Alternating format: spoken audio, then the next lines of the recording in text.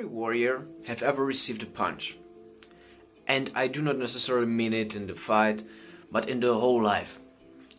And you know what happened when you receive a hit and start thinking about it, start regretting it? You know, you will lose control. And you will receive another. And another and another. And after a while, you'll be lying on the ground in the blood stain, with no chance. Ladies and gentlemen, it doesn't matter what happened to you. Shit happens all the time to everybody. What matters is if you are able to stand up one more time. If you are able to push yourself to get your goal and never ever giving up. Ladies and gentlemen, never ever give up.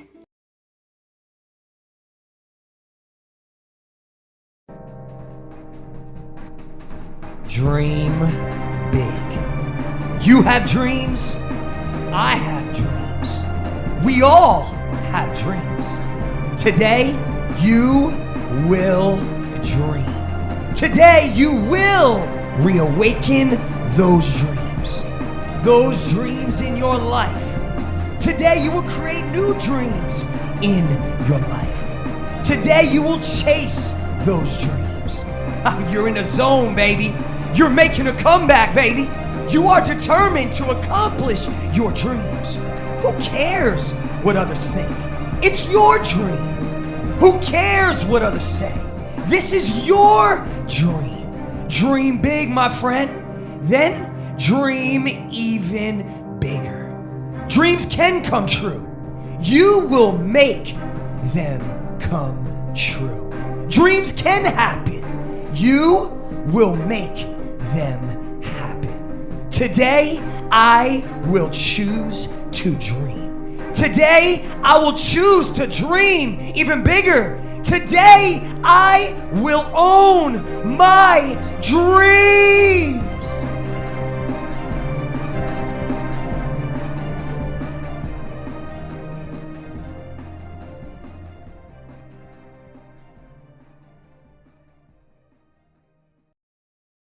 Self-discipline is the center of all material success. You cannot win the war against the world if you can't win the war against your own mind. I love this one. Fail early, fail often, fail forward. It's always a little bit frustrating to me when people have a negative relationship with failure.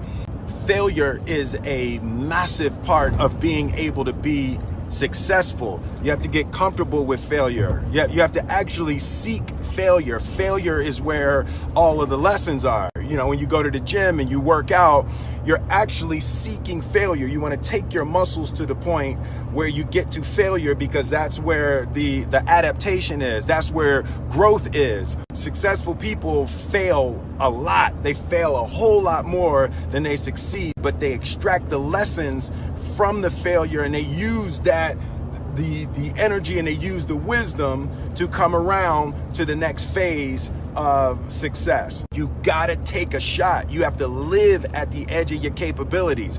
You gotta live where you're almost certain you're gonna fail. That's the reason for practice. Practice is controlled failure. You're getting to your limit, getting to your limit, getting to your limit. You can't lift that. You can't do that until you get to the point that all of a sudden your body makes the adjustment and then you can do it. Failure actually helps you to recognize the areas where you need to evolve. So fail early, fail often, fail forward.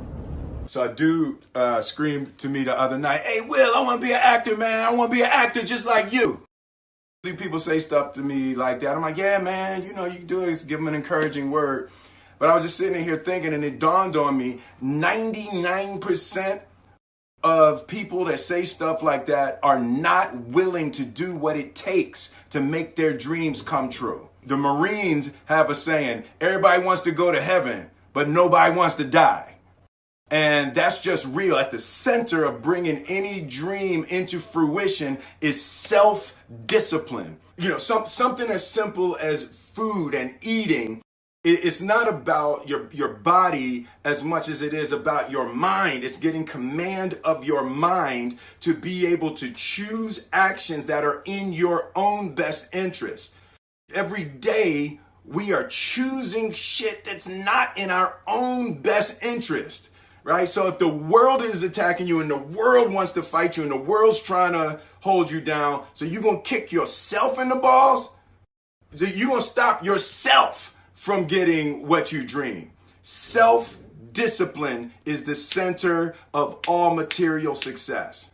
You cannot win the war against the world if you can't win the war against your own mind. The only thing that I can see, and you can never really look at yourself, the only thing that I see that is distinctly different about me is I'm not afraid to die on a treadmill, right? I will run. You would not be outworked. I will not be outworked, right? Period. Yeah. You know, you might have more talent than me. You might be smarter than me. You might be sexier than me. You might be all of those things. You got it on me in 9 categories. But if we get on the treadmill together, right, there's 2 things. You're getting off first, or I'm going to die. It's really that simple, right? So let's go back to the question about what if people block me out. There's going to be 2 options. I'm going to get back in, or I'm going to be dead. Right? It's like you're not going to outwork me. It's such a simple, basic concept. It's the guy who is willing to hustle the most is going to be the guy that just gets that loose ball. You know, he got 2. Ooh, God, he grabbed that one. That was going to be out of bounds, but he saved it back in. It's like the commodity that I see the majority of people who aren't getting the places they want or aren't achieving the things that they want in this business is strictly based on hustle. It's strictly based on being outworked. It's strictly based on missing crucial opportunities. I say all the time, if you stay ready, you ain't got to get ready. I believe that self-discipline is the definition of self-love. That when you say that you love yourself, that means that you have behavior towards yourself that is loving. It's like you say to yourself, hey man, look, I know you want to eat that pizza and it'll be really good, you know, but I can't let you eat that, man, because if you eat that pizza, you're going to feel like shit, you know, and I love you too much to let you eat that. And I think the word discipline has kind of gotten a bad name. We think about it in terms of punishment. I'm not talking about discipline in that way. I'm talking about discipline in the sense that you forego immediate pleasure for the exchange of long-term self-respect. Self-love is, hey, look, I know you got a test on Monday, you know, and I know you really want to go out with your friends. It's Saturday night, you want to go out, but if you fail that test, you're not going to feel good about yourself. You know, I love you too much to let you go out tonight. Self-discipline is self-love. If you want to be happy, you have to love yourself, which means you have to discipline your behavior. The road to sustained happiness is through disciplining your behavior. And I learned very young from parents. From my parents, absolutely, that you don't try to build a wall. You don't set out to build a wall. You don't say, I'm going to build the biggest, baddest, greatest wall that's ever been built. You don't start there. You say, I'm going to lay this brick as perfectly as a brick can be laid. There will not be one brick on the face of the earth that's going to be laid better than this brick that I'm going to lay in this next 10 minutes. And you do that every single day. And soon you have a wall. And soon you have a wall. And I think psychologically, the advantage that gives me over a lot of people that I have been in competition with in different situations is It's difficult to take the first step when you look how big the task is. The task is never huge to me. It's always one brick. Me too. Greatness is not this wonderful, esoteric, elusive, God-like feature that only the special among us will ever taste. You know, it's something that truly exists in all of us. It's very simple. This is what I believe, and I'm willing to die for it. Yeah. Period.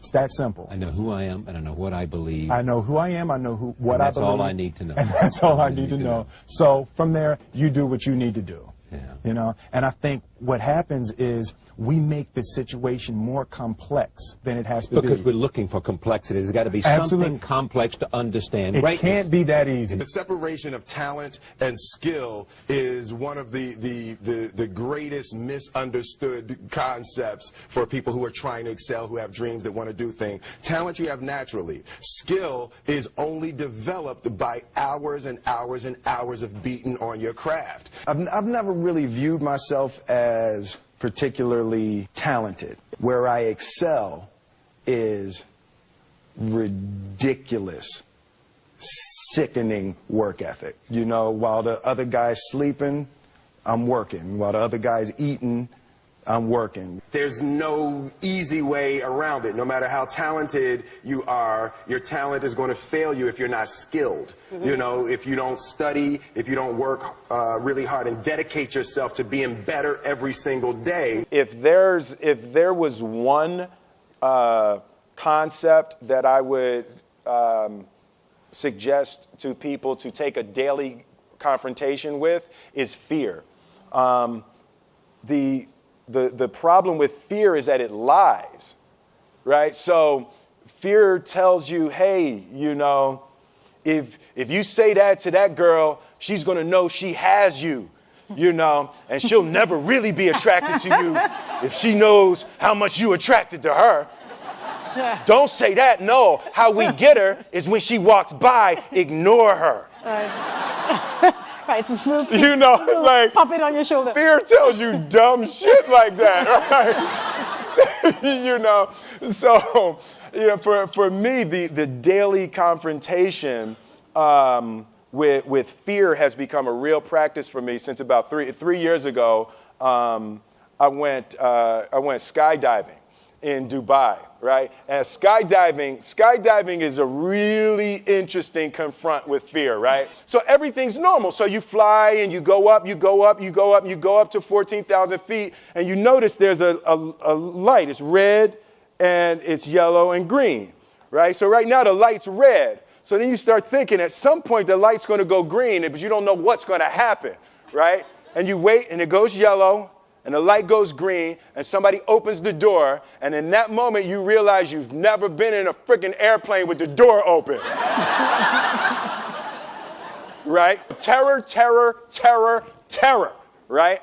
So you go, and then, you know, if you were smart, you sat in the back, so you don't go first, right? And then people start going out of the airplane. And you go, and the guy walks you up to the end of the thing, and you're standing and your toes are on the edge and you're looking out down to death. And they say, on 3. And they say, 1, 2. And he pushes you on 2 because people grab on 3. Right? Right? And you go, and you fall out of the airplane, and in 1 second, you realize that it's the most blissful experience of your life. You're flying, right? It doesn't feel like falling, right? It's like you actually are kind of held a little bit by the wind, and then you start falling, and there's zero fear. You realize that the point of maximum danger is the point of minimum fear. It's bliss. It's bliss, and you're flying, right? And you're doing that, and then 20 seconds, 25 seconds, 40 seconds, and you have enough time to just kind of be like, Shit, that's that building. I like that one. Oh, you can see the ocean. Right? You start doing all of that. And the lesson for me was, why were you scared in your bed the night before? What do you need that fear for? Just don't go. Why are you scared in your bed 16 hours before you jump? Why are you scared in the car? Why could you not enjoy breakfast? What did you need that? The fear is fear of what? You're nowhere even near the airplane. Everything up to the stepping out, there's actually no reason to be scared. It only just ruins your day. You don't have to jump. And then in that moment, all of a sudden, where you should be terrified is the most blissful experience of your life. And God placed the best things in life on the other side of terror. On the other side of your maximum fear are all of the best things in life.